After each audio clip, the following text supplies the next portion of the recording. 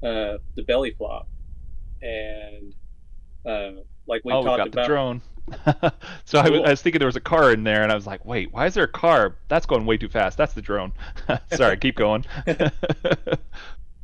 And so the cool thing that we've talked about in previous commentating is watching the free fall of SN8. You can actually sit there and watch the flings and flams, learn to keep that thing in the position it wants to be in on descent, and then just before you think it's going to smash into the ground at the way it was going, it does the kick where you see the Raptor engines light up and then reorientate itself, and then you see the flings and flaps reposition, and then everybody's praying for that landing, um, and you just saw the Raptors eating themselves up, going oxygen rich, and then the explosion at the end when it landed. That was Yeah. amazing. Yeah, the takeaway that I have from the whole SN8 is you lose a lot of context when it's on the ground. You can kind of get a gauge of how big it is. When it flies, you lose all context that you're looking at something that's the size of a building. Um, I hope the next one of the next hops has some clouds in the background so you can get a little bit of scale of speed and all that. But yeah, they did say Yeah. that the engines were basically running at kind of the lowest throttle to keep it from blowing right through the height restriction for that particular test. So it, like I said, it went up way slower than we were expecting. How they shut off the engines, one by one, that normally would be part of that thing's, flight profile. They would have all three engines on, all that. That first But engine though, like everybody was just heart just sank, like, oh, its engine went out. And yeah, we are all right. just thinking God, that engine failed. That's terrible. The Raptors aren't doing yeah, as well as they are. But then the right. second one it went out, and we're like, Yeah. oh, Well, even oh, even when it's the first one went expected. out, even when the first one went out, right? I was expecting, oh, here comes the um, destruction. They would blow it up, and then it kept going. And then the second one when it went out, I'm like, how have they not blown this thing up yet? It's lost two engines. Like clearly this is not going well. But like I said, then the third engine shuts off, and even when the third engine shut off, it looks like it's falling through it, like the cloud of of all the smoke and oxygen from the engine, and then just all of a sudden it flips, or it rotates itself down, and it's perfectly horizontal. Just exactly how it should be. Um, I'd like to think that that's for everybody. That was the coolest part, is when the engine shut off and you see it just come back and go perfectly horizontal for the entire way down. It never wavered, it never rolled, or anything. Then like I said, the crazy Elon, which admittedly, I mean, it's amazingly cool. It wasn't as big of a flip as I thought, which is a good thing. It was more controlled looking than even I thought it would be. Maybe at the time too, when you see it, on that first live viewing, you don't realize that the exhaust is green, as we called it, engine-rich exhaust. That is from the engine burning the copper on the inside of the bell. So basically, the engine is eating itself alive. We're just so excited that it's actually working that we're not paying attention to the green flames, right before it hit the ground and blew up. But right after that crazy Elon, it was pretty quick to see it's going way too fast. It's not going to this landing's not going to end well, and clearly it didn't. But 98%, of the rest of the flight went perfect, from all accounts. So it showed that the design works, the landing profile works. There's just a couple little things here and there, which Elon tweeted or posted that the header tank did not have enough pressure in it. So they're now working to fix that. They're going to use helium as kind of an interim solution while they figure out how to keep the pressure up in the header tanks. The header tanks, if you don't know, are what are used for the landing.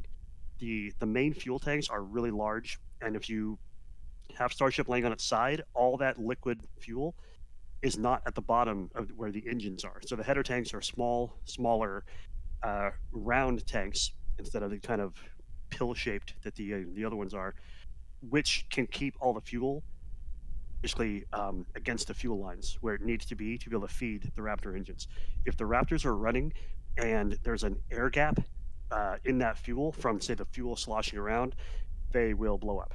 They will instantaneously explode. So it is very important that they keep the pressure in those tanks to keep fuel, against the fuel lines so that there are no, air bubbles in the fuel lines or in the fuel as it goes through the Raptors.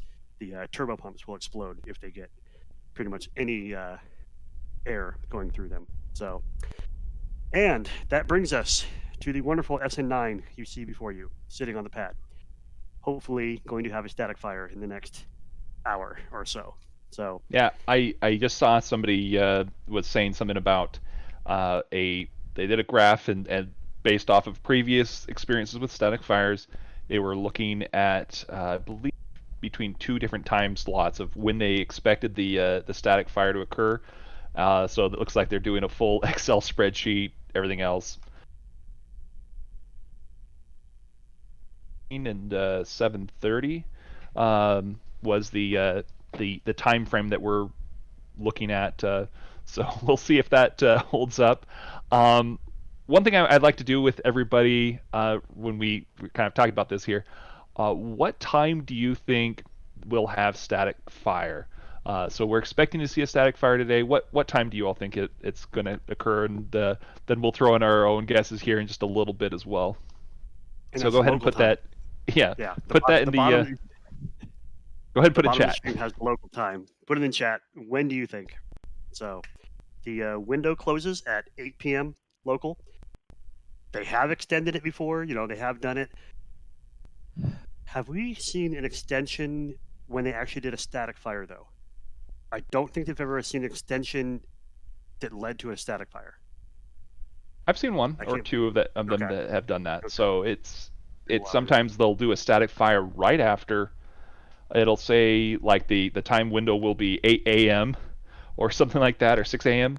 and they will have the testing go off at 6:03, and it's like, well, You're right. Yeah, I have seen that now that I think about it. yeah, and so they've done that, and it's great. They extend the closure a little bit. It's not terrible. They have 300 hours of closure this year, so we're not getting enough sleep these days, at least for this next year. That's going to be a problem. But no, it's actually been a lot of fun to see SpaceX do a lot more testing. We're going to see turnaround times like we've never seen them before, specifically because like we've gone from SN8 now to SN9, and if it wasn't for SN9, at least its moniker of Eileen Dover, it would have done the static fire and probably even done the hop before the end of the year last year. So it's a little incident like that where it's like you've never seen a rocket fall over and then become usable again. SpaceX has made it happen. So a lot of 7:30, a lot of 7:45s, couple kind of what we said 8:03, 8:05s. So mostly everybody's saying within the next like 45 minutes. So, Yeah, I'm agreeing with that. The one thing I'm waiting for is that condenser. That's the one giveaway that says 40 minutes from the time of the condenser, and actually it's been going for a little bit here. So 1834 local time in the military time. So yeah, that from 40 minutes from there is when you would probably see the static fire occur based off of the trends. So let's see. I can't figure out what time that is. Let's see. 6:34? No, that's 6:34 is 1834. Okay, yeah. Yeah. Okay then. Yep. Subtract So- 12. So that's kind of fitting along that same time frame. If they do have to scrub and do a restart, it usually takes maybe up to 2 hours, is what I've seen. And you'll usually see a double vent, that indicating that it's a scrub. Sometimes you'll see a double vent briefly, and that's not a scrub, but you have to look at a duration double vent that just goes on for at least 45 seconds or so, and then goes back and forth with the venting. That's usually the scrub that we would be going, okay, they've canceled, they have to retry again. Hopefully we don't see that today, but that's something to look out for. a So little bit of venting under Starship right now. So Just a touch. right now we're looking at SN9. If they get this static fire done, what's next? The hop? If the static fire succeeds, yeah, I think we'll have a hop. I think within. I don't see the hop being tomorrow. I think just because of weather alone. I think the weather's supposed to be still pretty bad there tomorrow. Um, but definitely within the next couple of days, I think they'll get a new TFR maybe for Friday, maybe for Saturday, somewhere in that ballpark. Um, Well, we that's currently the have TFRs for Wednesday, Thursday, and Friday, so they've got yeah, those pretty much to cover. maybe Friday. I think they might have the hop. Again depending on weather.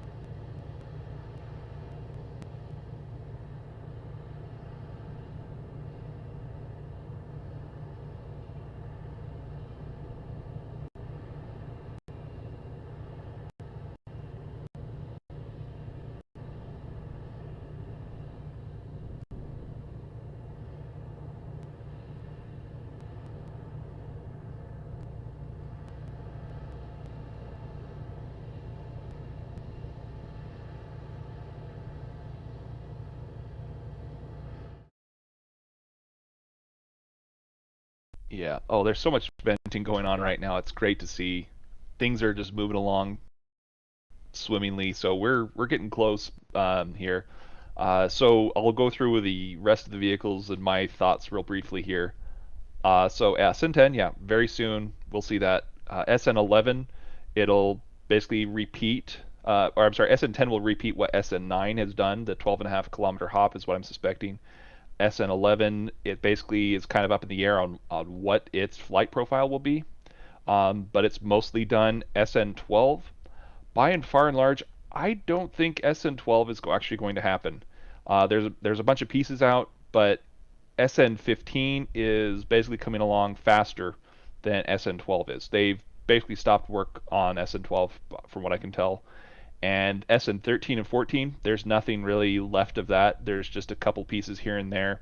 So they're just fillers. They were looks like back at November, realizing that SN15 will be the major change. So I think that is version 1. SN16 will basically be similar to 15, except all the improvements going on to SN17 and so on and so forth. You're going to see some just minor improvements. You might see like SN18 get a 3 millimeter stainless steel, like let's say maybe the the barrel section of the nose cone that might be 3 millimeter. Then they might do other things like that in the area around the methane tank or something like that. So where there's less weight, they will just have 3 millimeter. But it's going to be very interesting to see how that changes. And then booster number 1, they've held off on that one for a while. It's been basically they've had 2 parts put together. So they've got an 8-ring stack with the methane tank. They need additional stuff, but I think it's the gantry crane. I'm actually not even think it's really a gantry crane because the gantry crane system is like 2 A-frames that are really tall and that at that point that would be inside of high bay, and that doesn't make sense. It would probably be a bridge crane type of structure where it's moving back and forth and maybe even using the structure of high bay or even just having a bit of a skeleton structure for that. But yeah, booster number 1, as far as I can tell, is just waiting for it. And we found that there is an issue. It just does not, for the boosters in the future, high bay is just not enough. It's not tall enough. The whole system just doesn't work right from what we can find. You've got about 3.7 meters remaining between the bridge crane and the top of a booster number 1, and that's with like taking off parts to make it fit. So like the top ring, we took that off just to see if we could make it fit, and that gives you just a little bit more. But you need a lot more room for like all the other stuff. So it's going to be kind of an interesting ride here, seeing what's going on. Seeing some venting in the skirt area. Yeah, there is Yeah. some skirt venting more. underneath the vehicle. You know what that means, though? We just need a bigger construction bay. We need the super big construction bay, you know? Yeah. Bigger one. So it honestly wouldn't surprise me if they do it, if they have, even more construction bays there. At Yeah. some point, they may start making, super heavies or starships at other locations. Obviously they talked about in San Pedro, California. That's kind of gone back and forth a couple times. It's possible they can reopen Florida and start making them there and have larger facilities. Obviously they stopped for a while, but hey, maybe once they get to a finalized version, they'll start making more in both places for that matter. So okay. So yeah, I think this is about the time we can start answering some questions here. And first off, just want to thank some people who've donated here. From J.R. Moore says, marshmallows ready, light it up. So we're going to make some s'mores tonight. Then Chris Brown from Cornwall, UK says, hi, Thomas, Jeff, Chris. Hope Rusty Buckets will hang out this evening to see the Frosty Rockets. So thank you very much, Chris. And then we've got a couple of new sponsors here, new members. Welcome to the Green Team, Stuart Davidson, Peps Dude 185, someone in the back, and the let's see. I think that's it for the new sponsors here and new members. Thank you so much, and be sure to hit the like and subscribe buttons. Each a little bit helps, and if you can, also hit the join button where you can become a member and help us out as well in making sure everything works well. So, what's the first question you guys want to go for here?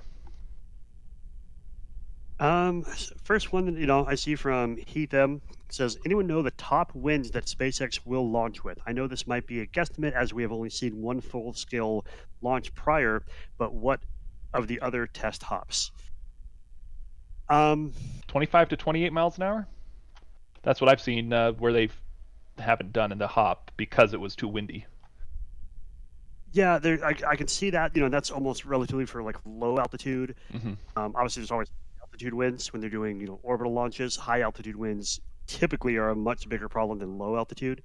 I don't think they consider 12 kilometers if that's like the upper end, of the high altitude winds, that or where they actually count it, where they actually count the high altitude winds. But yeah, I think 25, 28 miles an hour will probably change, as they start getting more and more testing and higher testing done, including orbital. But yeah, I think it's about that 28 miles an hour. And if we ever see the what goes past that limit, it probably will not end real well for Starship. So, So I would say that one other thing is the high altitude winds. We've seen up to 160 miles an hour recently, and they've been delaying it. So 160 mile an hour high altitude winds doesn't sound like that's a good area for them to want to be testing in. No, definitely not. So, All right, got another question. It says, oh, go for it, Thomas. Oh yeah, I was going to go with Muthbab. Their question here that says, with all the goodwill that SpaceX is getting because of through Lab Padre, does SpaceX share any information with Lab Padre that will benefit the viewers here? Quick answer is no.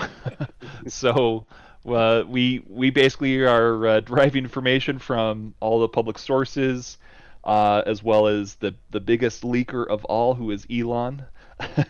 We figured out so much stuff. And last tweet I've seen that was like really definitive, like information from Elon besides like the general direction that they're going.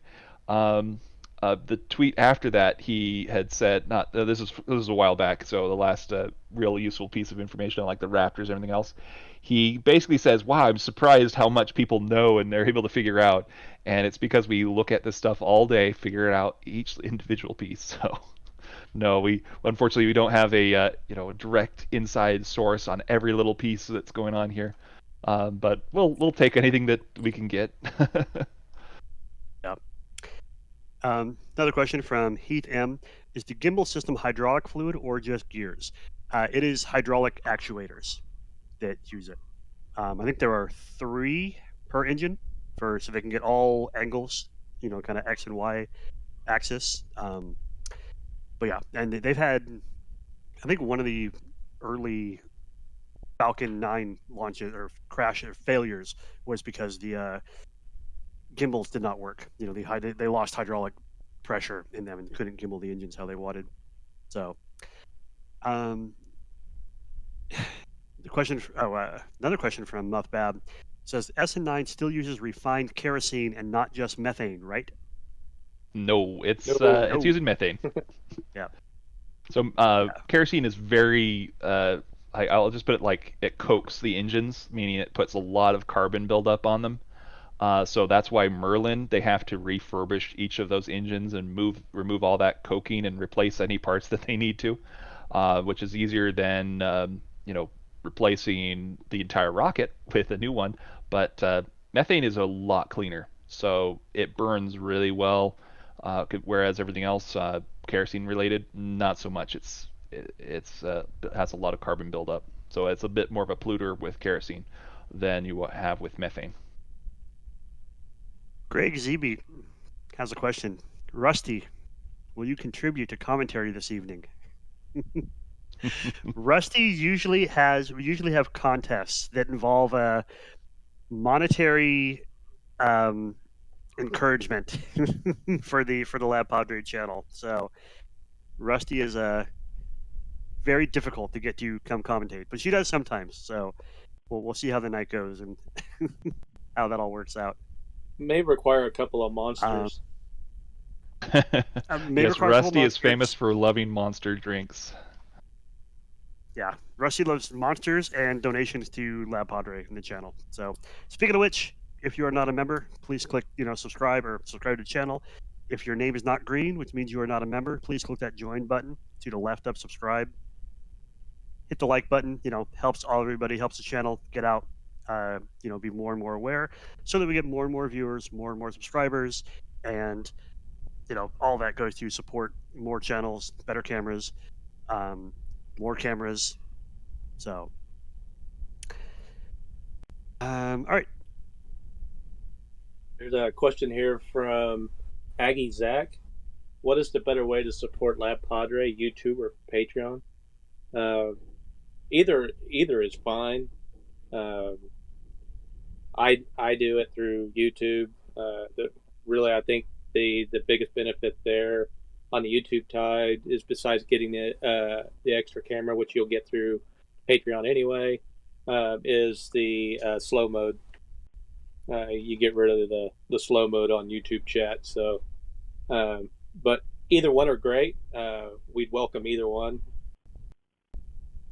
Yeah, I chose the Patreon route because the YouTube side eats up more of the donation, so they take 30%, where I believe Patreon takes 5%. So I decided that Patreon was the better route for me, and it works out. But either way, whatever's the easiest for you.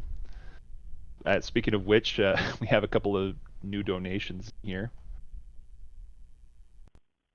So we've got from K Muck, says, "Great work, keep it up.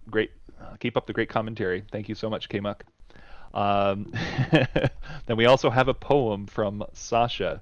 So Sasha's famous for making some really great poems.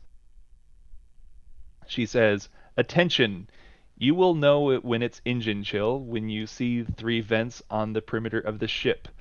Lower down, begin venting. If you see the very bottom, that alone is not engine chill." So that's not a poem. That's not a poem. Like, if that's I was expecting it to be a poem. It didn't read quite like one. I've Yeah. seen much better poems about SpaceX stuff. So, we got a lot more. So thank you, Sasha, for the. Actually, that's a community notice at that point, not a poem. But thank you for that. William Pulley, he's starting the Rusty donation train. So, $20. Thank you very much, William.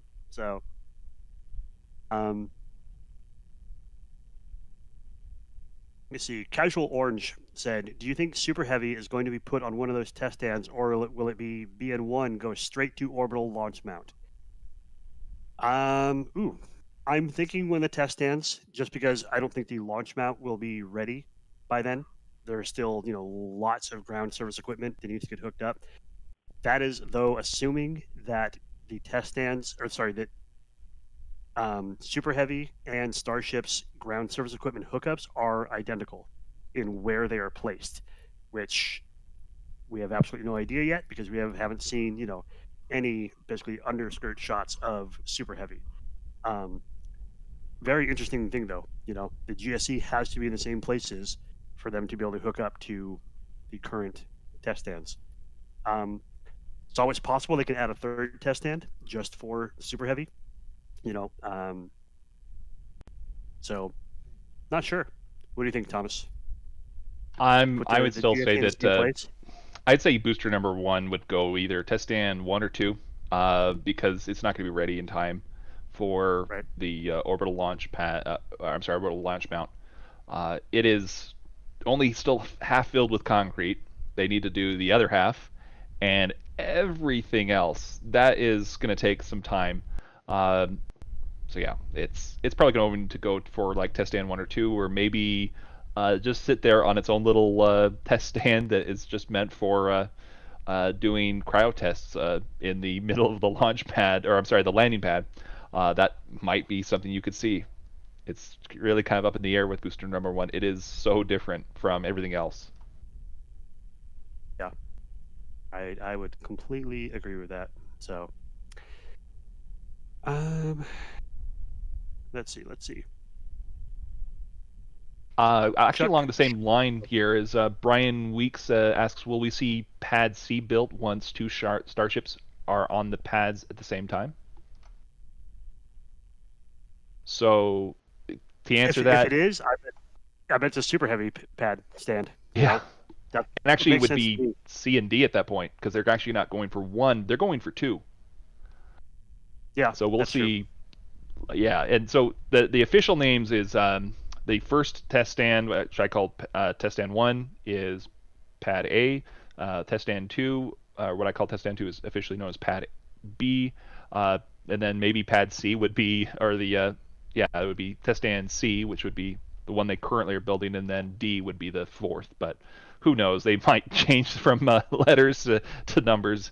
It's going all over the place with them sometimes with the naming on stuff like this. Yep, yep. But yeah, Chuck. Yeah, let's go back to Chuck's question here. Yeah, Chuck Schwimmer, sorry, says when the starship stacks separates, does the second stage use sea level raptors or vacuum ones?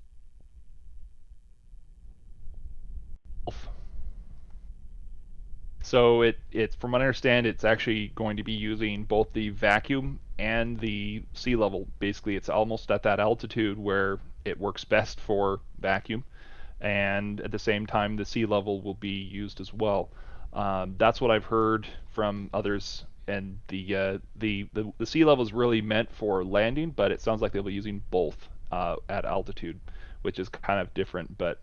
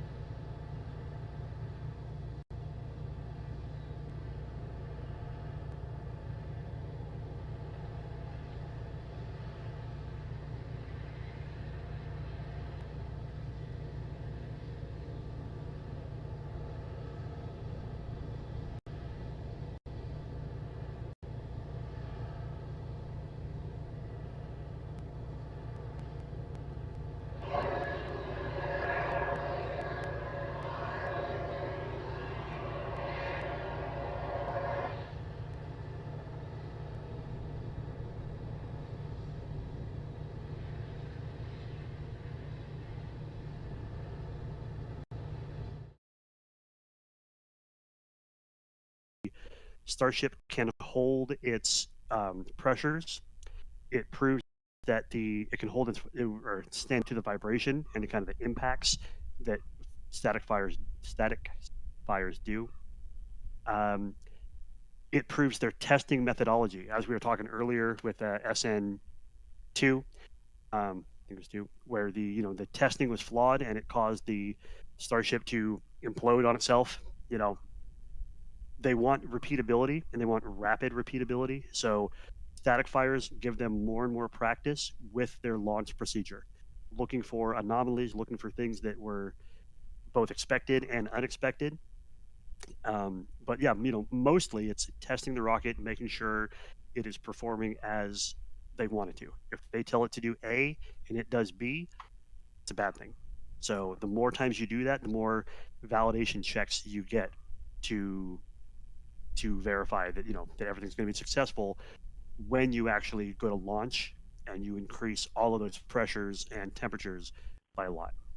So SN8 taught us some things too, that we needed better protection up around the Raptors, and then the pneumatics because of the Martite that got shot up into the skirt section.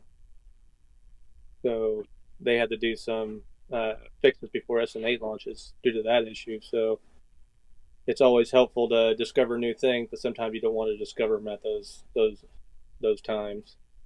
So it seems like they used padding to fix that, and then just some actual pipes. They put stuff into pipes to fix that issue, so that we don't have things destroying critical lines and turning off engines too soon. So yeah, there's a lot of lessons to be learned with SN8, and everything actually, like every step that they make is a lesson learned. And having the workers there on site right next to where they're testing it makes it happen even faster. So I mean, if you could imagine that they ship this like across the country, there's an issue, they have to send it back halfway across or all the way across back to the other side of the country, like they do with Falcon, or even the engines for the Falcon rocket. That takes so long. Oh, so yeah, we do have being able to roll everything down the road. yeah. We do have a couple of additional donations here. Danielle R. Donated $5, and so the lab cam is since been focused. So yes, we can, and it has been. David Stahl says donated $25 and says thank you for great coverage. Happy to watching from South Padre Island shore tonight. Well, congratulations, David. You're living the dream right there. Hopefully we get the static fire happening pretty soon, or we get the siren for it. So it's going off a little bit beyond what we were expecting, and we did see quite a bit of venting just a little bit ago. So I'm wondering if